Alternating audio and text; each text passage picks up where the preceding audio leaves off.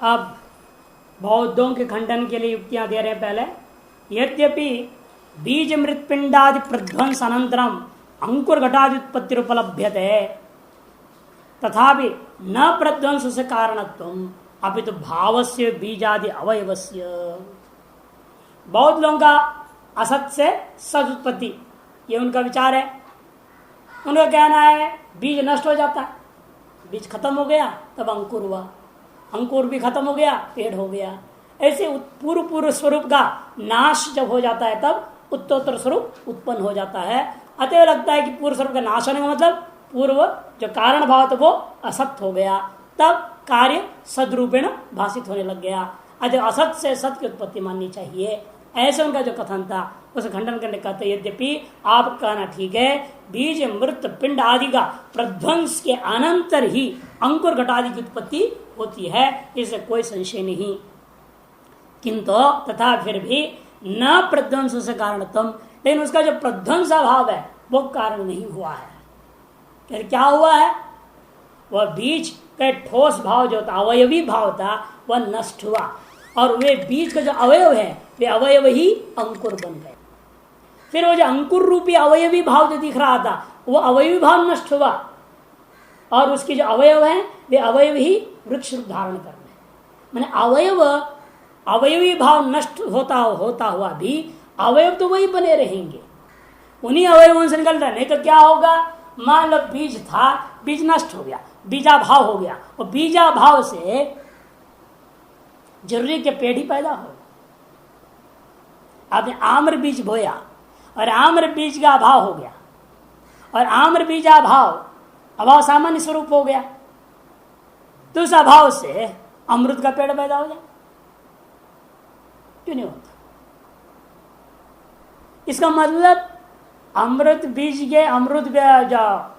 बीज के अभाव जो हुआ है वह अवयवी स्वरूप मात्र का अभाव हुआ, किंतु उसका अवयव अभी है। वे ही अवयव अंकुर रूप धारण किए हुए हैं, विकास को प्राप्त करता हुआ मिट्टी और रस वगैरह को लेते हुए। जैसे आपका वही शरीर है ना, आप जो खाद डाले जा रहे हैं, खा रहे हैं, पी रहे हैं, इसलिए बड़े होते जा रहे हैं, तो दूसरे हो गए क्या?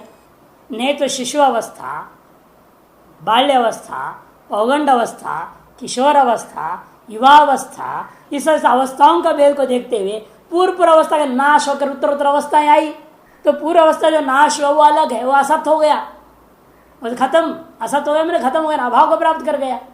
अब जो आप क्या है, नए आदमी होने चाहिए ना फिर, लेकिन आप नए तो है नहीं, अब तो वही है बोल रहे हो अपने आप को। यानी किसी भी अवयवी के अवस्थाओं का नाश होने मात्र से उसका पूर्णतया नाश नहीं माना जा सकता। आप क्या मानना पड़ेगा, उस अवयवी की उस अवस्था मात्र का निवृत्ति हुआ, लेकिन उस अवयवी का अवयव में एक नई अवस्था आ गई है और वह नई अवस्था कुछ विकार के साथ ही होता है। अविकृत में वैसे वैसा रहा, फिर बीज ही रह गया। बीज रूपी अवयवी नष्ट होने के बाद भी बीज के वैसे के वैसे रह गए का मतलब क्या, बीज वैसे की रह गया, अवयवी नष्ट क्या हुआ? जैसे अवयवी स्वरूप का नाश होने का मतलब है अवयवी का अवस्था है, बीजा अवयवी एक अवस्था है, अंकुरा अवयवी एक दूसरी अवस्था है। जैसे हम कई बार आपको बार कपड़ों का दृष्टांत देते हैं, थान एक अवस्था थी, वो थान क्या हो गया, घट करके आपने उसको कटवा दी, 2.5 मीटर के टुकड़ा लाए, अब हो गया 2.5 मीटर का थान बोलोगे उसको? 90 मीटर का लंबा कपड़ा है क्या वो थान कट गया। अब आप कहेंगे 2.5 मीटर का पीस हो गया, आप क्या बोलेंगे कट पीस है ये, और कट पीस क्या हो गया, फिर शर्ट बन गया, कुछ तो बनाओगे, और फिर वो शर्ट पहने खराब हो गया, फट सट गया तो पोछा हो गया, और पोछा भी बिगड़ गया तब क्या होगा, वो कबाड़ के जला दिया, राख हो गया। ये तो होते ना क्रम उसकी अवस्था। अवयव तो वही धागे जो उसमें थे, अंत तक भी वही रहेंगे, भले घिस गया, विकृत हो गया, अवस्थांतर को प्राप्त होते जा रहा है, लेकिन अवयव तो वही है सभी अवस्थाओं में। तद अवयवी नष्ट हुआ, मैंने उस संज्ञाओं को छोड़कर नई संज्ञा आप दे रहे हैं। क्यों? उन अवयवों का एक अपने एक नई अवस्था में पहुंच गया। ये सारे अवयव एक नई रूपरेखा को प्राप्त कर गए।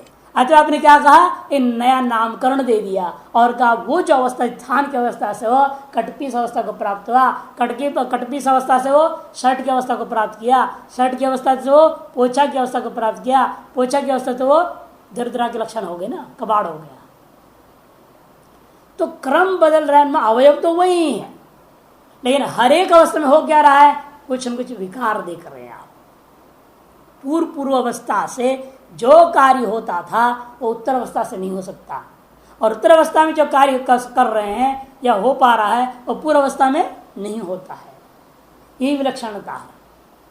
इसीलिए अवयव तो वही है, लेकिन अवयव में कुछ विकार होता है। उस विकार के साथ वह विकार में यह भी हो सकता, कुछ और अवयव जोड़ लेता है। जैसे जब आप पहले थे ये दाढ़ी मूछ अवयव तो थे नहीं, बाद में आ गए ना। जब बच्चा पैदा होता है, चाहे लड़की हो चाहे लड़का हो, बाल तो इतने इतने होते हैं। ये तो है कि लड़की हो तो इतनी लंबी बाल से पैदा हो जाती है, बाद में छोड़ा जाता है। आपका काटते रहते हैं लड़कों की, लड़की का काटते नहीं है, वो लंबा रह जाता है। ऐसे विकार बाद में आए ना। तो ये जो अधिक अवयव दिखाई दे रहा है जो पहले नहीं थे, इन अधिक अवयवों का संचय नहीं है, वो इन्हीं अवयवों की क्षमता है। वह स्व अनुकूल, स्व सदृश, स्व स्वरूप के, स्व सजातीय अवयवों को जोड़ करके और विकार को प्राप्त होते जाते हैं। तभी यह एक बीज, छोटा सा बीज इतना महान वृक्ष बन जाता है। लेकिन उसको कैसे बनता है? ऐसे थोड़ी बन जाएगा बिना कुछ खाए पिए। बारिश होता है, हवा मिलता है, पानी मिलता है, तब होता है। इधर आप भी यहाँ पर खाते पीते तभी तो बड़े होते जा रहे हैं। इसलिए सिद्धांत का कहना है ठीक है पूरा अवस्था नष्ट हो गया, उसका मतलब यह नहीं वह अवयवी और अवयव सब नष्ट हो गए, ऐसा नहीं। किंतु वही कर तथापि न प्रध्वंस कारण अपितु भावस्य बीजादि अवयवस्य, वो जो भाव रूपा बीज का अवयव है वे कारण अंकुर के प्रति, और वह अंकुर के अवयव वृक्ष के अवयव के प्रति कारण है। ऐसे उत्तरोत्तर समझना। वह भाव जो अवयव है वे उत्तरोत्तर कार्य के प्रति कारण होते हैं, भले अवयवी का अभाव हो गया। इसलिए कहना है इनका अतएव असत से सत उत्पत्ति नहीं हुआ, भाव से भाव की उत्पत्ति, सत से सत की उत्पत्ति है। अवयवों से एक नई अवयवी का स्वरूप धारण हुआ है। उन्हीं अवयवों ने कुछ और अवयव रूपा जो जोड़कर या स्वयं के अवयव कुछ विकार को प्रवृत्ति हुए, कुछ खोते हुए, कुछ जोड़ते हुए एक नई अवयव का स्वरूप धारण कर नई अवस्था में पहुंच जाता है। अच्छा, भाव रूपी अवयवों को ही कारण मानना है, अभाव को कारण नहीं माना जाता है। और अभावत्व भावोत्पत्तौ तस् सर्वत्र सुलभत्वात्, यदि अभाव से भाव की उत्पत्ति कहते हो, अभाव तो सर्वत्र उपलब्ध है, कहां उपलब्ध नहीं है? घटाभाव पानी में भी है। घटाभाव पानी में दिख रहा है नहीं दिख रहा है? आकाश में घटाभाव दिखता है नहीं दिखता है? फिर आकाश से भी घट पैदा कर लो, पानी से भी घट को पैदा कर लो। यदि अभाव से उत्पन्न होता तो घट अभाव सब जगह उपलब्ध है, सभी अभाव सभी जगह उपलब्ध है, स्वस्वरूप में छोड़ के। घट का अभाव घट को छोड़ करके सर्वत्र दुनिया में है। घट का अभाव घट में नहीं मिलेगा ना, जैसे आपका अभाव आप में मिलेगा, लेकिन आपका अभाव अन्यत्र सर्वत्र मिलेगा। तद्वत कहते हैं स्व में स्व का भाव को छोड़ करके अन्यत्र सर्वत्र स्व का भाव मिलेगा ये हर एक वस्तु का। तो फिर तो कोई भी वस्तु कहीं भी पैदा होने लग जाएगा, यदि अभाव से पैदा होता है तो। अभावत्व भावोत्पत्तो तस् सर्वत्र सुलभत्वात्, तस् मैंने अभावस्य सर्वत्र सुलभत्वात् सर्वदा सर्वकार्योत्पाद प्रसंगात्, सर्वदा सर्वेषु सर्वकार्योत्पाद प्रसंगात्, सभी कालों में सभी वस्तुओं में जो कुछ भी चाहो सो कोई भी कार्य को पैदा कर सकते हो, यह आपत्ति हो जाएगी। सिद्ध पुरुष लोगों ने कर दिखाया को, तो वो तो सिद्धियों की कमाल थी। गंगा जल लाए, उसे पूरी छान दिए, वो गंगा जल घी हो गया। ढाला कढ़ाई में उन्होंने और घी बन गया, उसे पूरी छान दिए। ऐसे ऐसे कहानी है सिद्ध पुरुषों की। उसका मतलब ये नहीं समझना चाहिए कि वो कोई भी कर लेगा और अभाव से पैदा हो जाता है। पानी से घी हो गया, घी से जो है पुड़िया बन गया, ऐसे नहीं है। वो तो सिद्धि का कमाल है। इसलिए कहते हैं, नहीं तो आपत्ति क्या थी, सर्वदा सर्वेशु सर्व कार्योत्पाद प्रसंग से सभी कालों में सभी वस्तुओं में सभी प्रकार कार्यों की उत्पत्ति का दोष है इत्यादि न्याय वार्तिक तात्पर्य टीकायाम अस्माभि प्रतिपादितुम। इसे न्याय वार्तिक चौथा अध्याय प्रथम आहनिक के 17 और 18वें सूत्रों पर यह व्याख्या है। न्याय वार्तिक तात्पर्य टीका वाचस्पति मिश्र कृत उन्होंने लिखा है टीका। उस टीका में इस बात को और विस्तार रूप में समझाया है। आप वेदांति वाड़े हाथ ले रहे हैं, वेदांति का खंडन करना है ना, कार्यवाद विवर्तकारीवाद, उसके लिए शुरू करते हैं। प्रपंच प्रत्यक्ष असति बाधके न शक्ति मिथ्या। तुम सबसे बड़ी बात है, आप जगत को मिथ्या मिथ्या बोलते हो, लेकिन जब तक कोई बाधक ना हो तब तक हम इसको मिथ्या करके नहीं कह सकते। और उनके दृष्टि में, सांख्य दर्शन के दृष्टिकोण से, सांख्य विद्वानों के दृष्टिकोण में प्रपंच का प्रत्येक प्रपंच का जो ज्ञान है इसका बाध कभी होता ही नहीं। जिसका बाध ही नहीं होता इसको मिथ्या नहीं कर सकते। रज्जु में देखो सर्प का बाध हो जाता है ना, बाद नायम सर्पा नेदम रजतम कर शुक्ति में रजत का बाध होता है। अतएव रजत को सर्प को मिथ्या बोलते हो, लेकिन इस जगत को नायम जगत कर कभी बाध हुआ किसी को? कोई ब्रह्मज्ञानी है जो कहते नायम जगत, मैंने ब्रह्मा अनुभव कर लिया, जैसे अधिष्ठान में शुक्ति का अनुभव होने पर इयम शुक्ति ही नेदम रजतम अयम रज्जु इयम रज्जु नायम सर्प, ऐसे जैसे होता है अहम ब्रह्म नायम जगत, ऐसा कोई बोला आज तक? आपका कहना है ब्रह्मविद ब्रह्म ही हो जाता है, उसका दृष्टिकोण में जगत ही नहीं रह जाता है, इसलिए क्या बोलेगा, कुछ नहीं बोलेगा, कुछ नहीं करेगा, कुछ नहीं करता है ना, ये सब आप बोलते हैं। इन उनका कहना है यदि वो उसको ब्रह्मानुभूति हो जाए तो उसको बोलना चाहिए ये जगत है नहीं, नायम जगत, अहम ब्रह्म अतएव नायम जगत। तब हम पूछते हैं, वेदांत दृष्टिकोण से बता दे रहा हूं जवाब इसका, कि उनको ये पूछो तो बोलने वाली इंद्रियां हैं क्या? तो जगत से बाहर है कि जगत से भीतर है?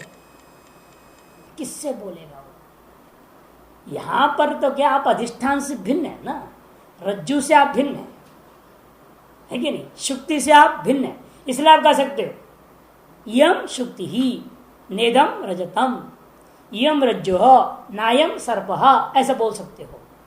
लेकिन यह अधिष्ठान से आप अलग है क्या है? कहोगे ओ ये जो है ना अहम, ये अहम जो मेरे से अलग ये ब्रह्म है और ये जगत नहीं है, ऐसे बोल सकता है? क्योंकि आप स्वयं अधिष्ठान हो गए। और जिसको आप निषेध करने की बात कह रहे हो, कौन करेगा निषेध? जो निषेध करता, निषेधात्मक क्रिया, निषेध्य, ये सारा चीज क्या है? सब कुछ मिथ्या हो गया ना। कोई भी एक चीज रह गया हो जिससे मैं कह सकूं स्वभिन्न अधिष्ठान से भिन्नत्वेन यदि कुछ हो तो बोले वो, क्योंकि बोलने वाला ही नहीं रह गया। आज तक जो बोलता रहा वो रहा क्या? बोलने वाला नहीं रह गया, कर्तृत्व भोक्तृत्व खत्म हो गया। इसे उसने कहा ना न तम नाहम न वै जगत, और श्लोक में यही तो है ना, न तम नाहम न वै जगत। तो बुद्धि रूपी साधन नहीं रहेगी जिससे वह निश्चय करके बोल सके। मैं अहंकार भी नहीं रहूंगा जो मैं बोलूं मैं ब्रह्म हूं और मेरे अलावा सारा जगत मिथ्या है, ऐसे बोलने वाला मैं भी नहीं रह गया, अतएव जगत ही नहीं रह गया। अब बोलेगा कौन कि नायम जगत? इसलिए वास्तविक ब्रह्मानुभूति जब हो जाता है वह ब्रह्मज्ञानी बोल ही नहीं सकता। बोलने वाला करके जो था वो रहा कि नहीं। अब जो शरीर है प्रारब्ध कर्म से वो तो शास्त्र अनुसार बोलते रहेगा केवल। वो प्रारब्ध कर्म क्या है? शास्त्र का संस्कार है ना, वो शास्त्र के संस्कार को लेकर शास्त्र के अनुरूप बोलते रहता है। ब्रह्मानुभूति को कोई कथन नहीं कर सकता। अनिर्वचनीय है। अतएव वह अधिष्ठान का अनुभूति के बाद में अधिष्ठान ही हो जाता है ना वो जीव अनुभव करने वाला। अतएव अधिष्ठान से भिन्न जगत को बाध करके नायम जगत करके व्यवहार वो नहीं कर पा। यथा नायम सर्व व्यवहार हो जाता है वैसे नेदम जगत या नायम जगत कर व्यवहार वो नहीं कर सकता। इतना ही अंतर है। अन्यत्र क्या हो रहा है, मिथ्या स्थलों में अधिष्ठान से भिन्न व्यक्ति है जो अधिष्ठान को भी देख रहा है और वह बाधित वस्तु को भी बाध्य रूप बाध्य को भी अनुभव कर रहा है। अतः वो कह रहा है, लेकिन यहां वो त्रिपुटी का अभाव हो जाता है ना। आप स्वयं जब अधिष्ठान हो गए तो त्रिपुटी का ही अभाव हो गया। अतएव कर्तृत्वोत्तर अभाव होने से वो कथन ही नहीं कर सकता ब्रह्म सत्यम अयम जगत मिथ्या। तो कोई दृष्टांत भी बनता है, रज्जु सर्प का बना तो वो रज्जु सर्प तो अन्य को लेकर बना ना दृष्टांत इसलिए बन रहा है ना, हमें दृष्टांत इतने से मतलब है अधिष्ठान की अनुभूति के पश्चात आरोपित वस्तु मिथ्या होता है। इतने से हमें दृष्टांत से मतलब है। वैसे अलग कोई है बोलने वाला है क्या है उसे कोई लेन देन नहीं। हमें वो दृष्टांत से क्या लेना है, अधिष्ठान की अनुभूति के पश्चात आरोपित वस्तु सत्य रह जाता है क्या, नहीं, मिथ्या रह जाता है। अतएव शास्त्रानुसारेण समस्त ब्रह्मांड का अधिष्ठान कौन है, ब्रह्म, और उसकी अनुभूति के पश्चात जगत मिथ्या हो जाती है। इतने भर के लिए हमें दृष्टांत देना है। अतएव जिस दिन तुम अपना, और वो ब्रह्म क्या है आपसे अलग है क्या, नहीं। इसलिए हम कहते हैं जब मैं ही ब्रह्म हूं तो मैं अपने ब्रह्म स्वरूप जगदाधिष्ठान स्वरूप ब्रह्म को मैं जो अपना स्वरूप है उसमें अनुभव करूंगा तो जगत मिथ्या होगी नहीं होगी, उतने मात्र दृष्टांत जाता है। अतएव अनुभूति के पश्चात बोल नहीं सकता व्यक्ति कि मैं अब ब्रह्म हो गया हूं, मेरे लिए कोई जगत है ही नहीं। वो किससे बोले, वाणी से, तो वाणी कहां रहेगी उसके लिए। अधिष्ठान भिन्न तो निश्चित रह नहीं जाता है। अधिष्ठान की अनुभूति काल पर्यंत आपको पूर्व क्षण पर्यंत सर्प है रज्जु में। अधिष्ठान की अनुभूति के पश्चात एक क्षण के लिए भी वहां सर्प नाम का चीज नहीं रहता है क्या अधिष्ठान में। बल्कि यहां तक कह दिया लेश मात्रेणापि न गुणेन दोषेन वा संबद्धते। भाष्यकार कहते हैं आरोपित वस्तु का उस अधिष्ठान के साथ में वस्तु का संबंध तो नहीं रहा, और बल्कि जब तक कल्पना था तो सर्वनाचारा सब कुछ था, लेकिन उसके बावजूद भी अधिष्ठान अनुभूति जब करोगे तब देखोगे वो सर्पगत गुण या दोष कुछ भी संबंध हुआ ही नहीं उस अधिष्ठान। अतः जब वस्तु का संबंध नहीं, वस्तु का गुण दोष का भी लेश मात्र संबंध नहीं रह गया, तो इस जगत को बाधित जगत को लेकर के ब्रह्मानुभूति होकर के जो ब्रह्मस्वरूप होता ब्रह्मित ब्रह्म जो हो रखा है वो कैसे बोल सकता है कि नायम जगत। अतिवेद इसमें समझना यही है। अब वो क्या समझ, इतने गहराई में जाते नहीं, वो तो दृष्टांत को पकड़ के नाचते हैं, वो कह दे दोषारोपण कर देते। इसे उनके हिसाब से हम लोग लेते हैं, उनके हिसाब से क्या है, सांख्य दर्शन के अनुसार प्रपंच ज्ञान का बाद कभी होता ही नहीं। क्योंकि वो इसलिए आधार पर ले रहा है, आप मानते ब्रह्मज्ञानी का भी ब्रह्मानुभूति के बाधा सामना करने से जगत के साथ व्यवहार वो करते रहता है, प्रारब्ध कर्मार्थ से उसका व्यवहार होते रहता है। यह बोलते हो ना, उसके अंदर रोका, जिसका मतलब ब्रह्मज्ञानी को भी बाद में जगत ऐसे कैसे दिखता है और जगत के बाद नहीं हुआ, जगत की प्रतीति हो रही है। जब जगत की प्रतीति हो रही है, जगत के बाद नहीं हुआ है, जगत मिथ्या कैसे। उनका तर्क अपरिचय बिल्कुल सही है, लेकिन हम लोगों का कहना क्या है, अंतर किसके दृष्टिकोण में उसका ब्रह्मज्ञानी का शरीर है, वो तो ब्रह्म हो गया, अधिष्ठान हो गया, सर्वव्यापक हो गया वो तो। अब रह जो गया है वो क्या, अज्ञानियों के दृष्टिकोण में ही जिस शरीर में, जिस उपाधि में, जिस अंतःकरण को लेकर के उस ब्रह्मज्ञानी जीव जो था ब्रह्म हो गया है, वो उपाधि प्रारब्धवशात बना रहता है। उपाधि व्यवहार कर रही है, ब्रह्मज्ञानी व्यवहार नहीं कर रहा है। और उपाधि उसी तरह से चलते रहता है, बिना चेतन के तरह चलाए हुए, बिना जीव के इसमें रहते हुए ये उपाधि चल सकता है। ये तो मुक्तेश्वर न्याय है। जैसे बाण चल रहा है, कोई आदमी पकड़े चला रहा है क्या, उसको छोड़ दिया बाद बाण चलते रहता है। बाण जड़ है, वो चल रहा है। किस आधार पर? पूर्व प्रेरणा के आधार पर। पूर्व आरंभ से छोड़ा है उस प्रेरणा के आधार पर। उसी प्रकार से ब्रह्म ज्ञान के शरीर जो चलता है मुक्तेश के समान, विनाश इस शरीर में जीव नहीं है, वो जीव तो ब्रह्म हो गया। जो जीव माना जाता था, भ्रांति थी जीव भाव, वास्तव में वो अपना आवरण भंग होने से वो ब्रह्म हो गया। और जो उपाधि है वो प्रारब्ध कर्म की वजह से उपाधि है, और वो भी अज्ञानी के दृष्टिकोण में उपाधि है, क्योंकि अज्ञानी के लिए जगत है और उसके लिए उपाधि दिखाई दे रहा है, उपाधि से उसको उपदेश प्राप्त हो रहा है, इसलिए उस उपाधि को ब्रह्म ज्ञानी करके व्यवहार कर देता है। इन चीजों को समझ लेने पर वास्तविक वेदांत में जब पहुंचेंगे तो ये सब दोष नहीं होते हैं। इति वही तुम इति, अतः वेदांत मत भी ठीक नहीं इनके हिसाब से। इनके हिसाब से ब्रह्म ज्ञान के बाद भी प्रपंच की प्रतीति होती रहती है, अतएव प्रपंच की मिथ्यात्व तो निश्चय नहीं हो सकता, बाद नहीं हुआ। यदि बाद प्रतीति होना नहीं चाहिए, बाद प्रतीति हो रही है, इसका मतलब बाद नहीं हुआ, अतः प्रपंच मिथ्या नहीं है, प्रपंच सत्य है, अतः विवर्तवाद का खंडन हो गया। अब रह गए लास्ट में नैयायिक लोग और वैशेषिक मीमांसा।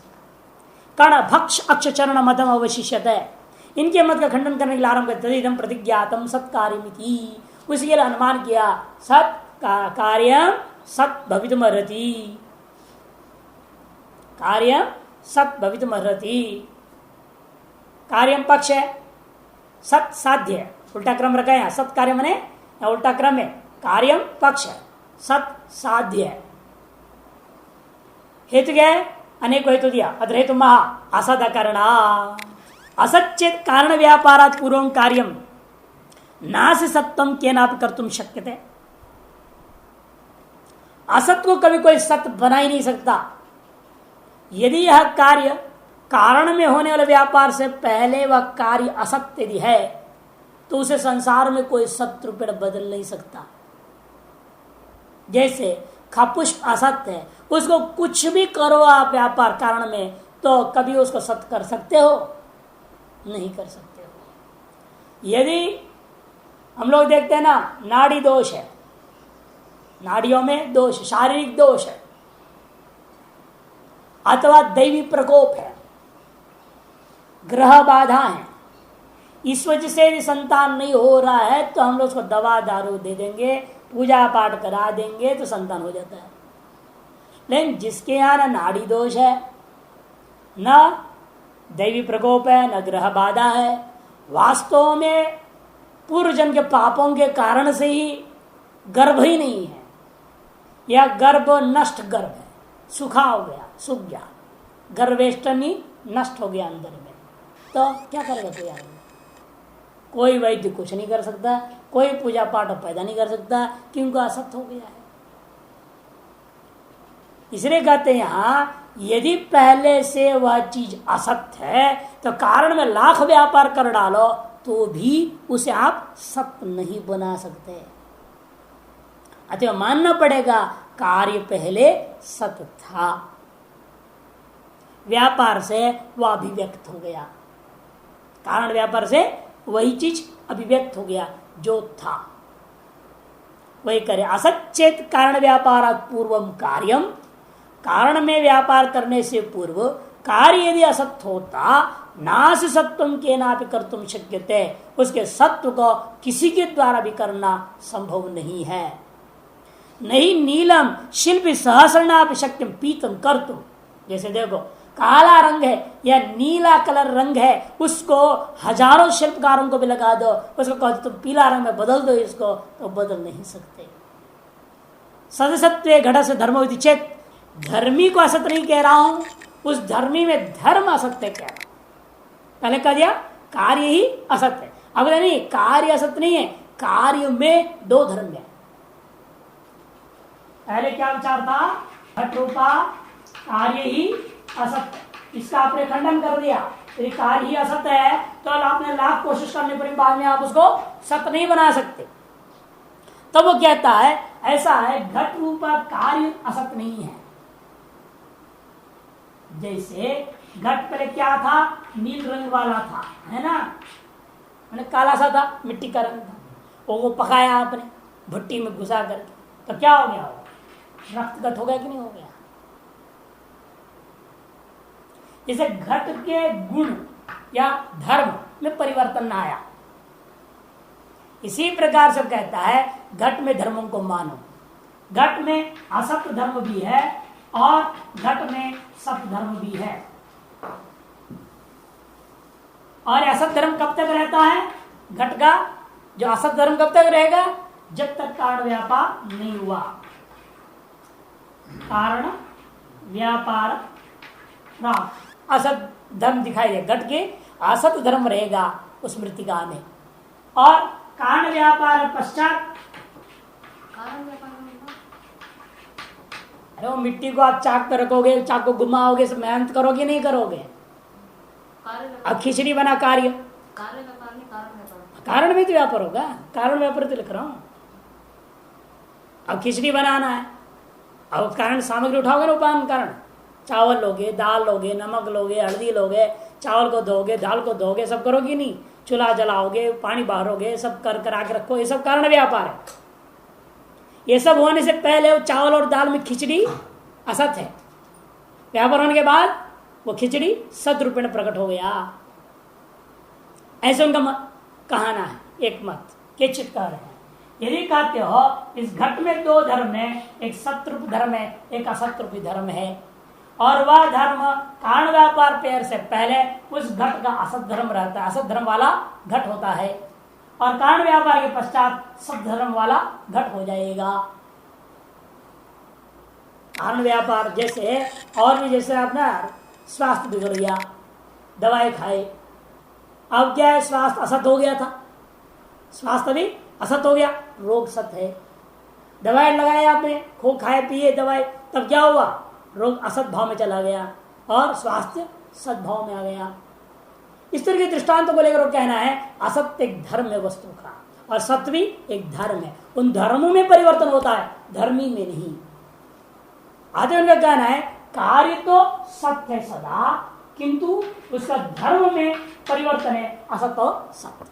अतएव असत रूपी धर्म वाला अब सत रूपी धर्म वाला हो गया। ये हमारा कहना है, असत से सत्य की उत्पत्ति। कौन कह रहा है? नैयायिक लोग, नैयायिक वैशेषिकों मीमांसकों का कहना है असत धर्म वाला जो कार्य था वह अब सत धर्म वाला कार्य हो गया। कैसे? कारण व्यापार से। तब हम उनसे पूछेंगे भाई वह धर्मी में धर्म किन संबंध देने हैं? विकल्प उठाऊंगा। ये असत रूपा जो धर्म है उस धर्मी से भिन्न है कि अभिन्न है? भिन्न है तो दोष, अभिन्न है तो दोष। धर्म धर्मी दोनों भिन्न है तो वह धर्म धर्मी रूप नहीं है। और धर्म और धर्मी का भेद मान लेंगे आप पक्ष में कि दोनों वैसा देखना, असत्य धर्म का धर्मी घट से कोई संबंध नहीं है। धर्म और धर्मी भिन्न का मतलब क्या? धर्म जो असत्य है वह धर्मी घट के साथ कोई उसका संबंध नहीं रहेगा, तो भेद भिन्न रहेगा। और अभिन्न है तो धर्म धर्मी रूप ही हो गया। धर्म और धर्म में अंतर क्या रहेगा? अभिन्न है तो शब्द केवल प्रयोग कर रहे हो धर्म और धर्मी, लेकिन जब धर्म और धर्मी अभिन्न है तो घट में क्या हो जाएगा? असत्य हो जाएगा। यदि भिन्न है तो संबंध की व्याख्या करनी पड़ेगी। यह असत रूपा जो धर्म है घट रूपी धर्मी में किस संबंध से रहेगा तो बोलना पड़ेगा। और असत के सत कोई संबंध का व्यवहार ही नहीं कर सकते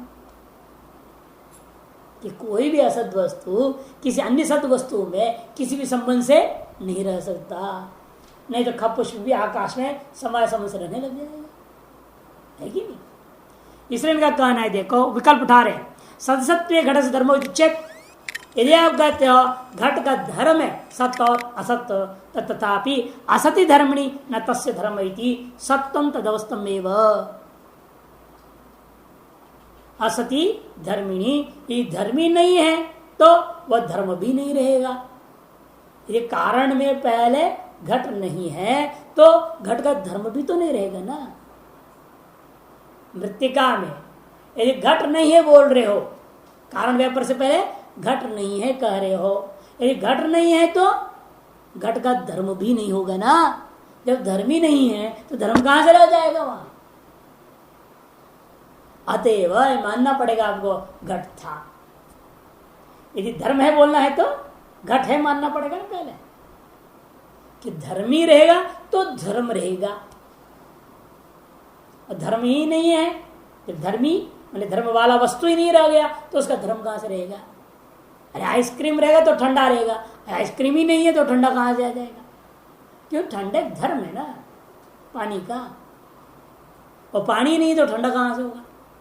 अच्छा, धर्मी को मानना पड़ेगा। यदि आप कहते हो कारण व्यापार से पहले असत्य है, असत्य रूपा धर्म है बोलोगे, तो फिर आपको मानना पड़ेगा और घट रूपी धर्मी भी है। ध्यान में आ गया ना? और यदि कोई धर्मी रूपा घट नहीं है तो असत्य रूपा धर्म भी नहीं है कहना पड़ेगा।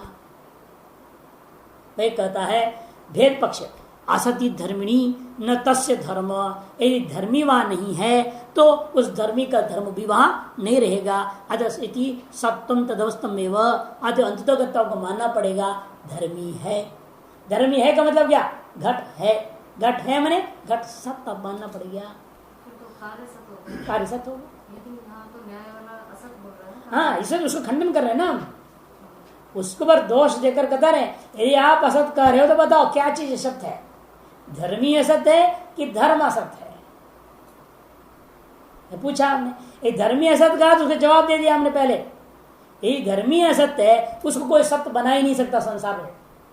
असत्य धर्मी को कोई सत्य नहीं बना सकता, जैसे खपुष्प को कोई पैदा नहीं कर सकता। लाखों, जैसे बताया दृष्टांत दिया, हजारों शिल्पियों को लगाओ, कलाकारों को लगाओ, तो नीले रंग को पीले रंग नहीं बना सकते। इसलिए पहला पक्ष खत्म हो गया, धर्मी असत्य है खंडन हो गया। तब वो कहता है असत्य और सत्य दोनों ही घट रूपी धर्मी का धर्म है। अर्थात क्या निकला निष्कर्ष? घट धर्मी जो है सत्य है। मैंने कार्य सत्य अपने मान लिया। केवल धर्म का खेल खेल रहे हो, वो भी वास्तव में तुम नहीं खेल पाओगे। वास्तव में असत धर्म ही नहीं मान सकते हम, धर्म भी उसका असत नहीं हो सकता। क्यों? इस असत रूपी धर्म का सद्रूपी धर्मी के साथ संबंध है क्या? यदि असंबद्ध है, असंबद्ध कौन पैदा करेगा? जैसे रेत में, बालू में तेल का संबंध नहीं है, अतः बालू से कोई तेल पैदा नहीं कर सकता। असंबद्धेन अतदात्मना च असत्वेन कथम असंघटः। असंबद्धेन, संबद्ध जब नहीं है, अतदात्मना और तद भिन्न भी नहीं है, अभिन्न भी नहीं है, जो घट रूप भी नहीं है, वो जो असत रूपा धर्म है घट से अभिन्न नहीं है। घट भिन्न है, उसका धर्म भिन्न है, अभिन्न नहीं है, और उनका संबंध भी नहीं हो सकता। ऐसी स्थिति में ऐसे असत रूपी धर्म को लेकर असत घट कैसे हो सकता है? असत्वेन कथम असंघटः।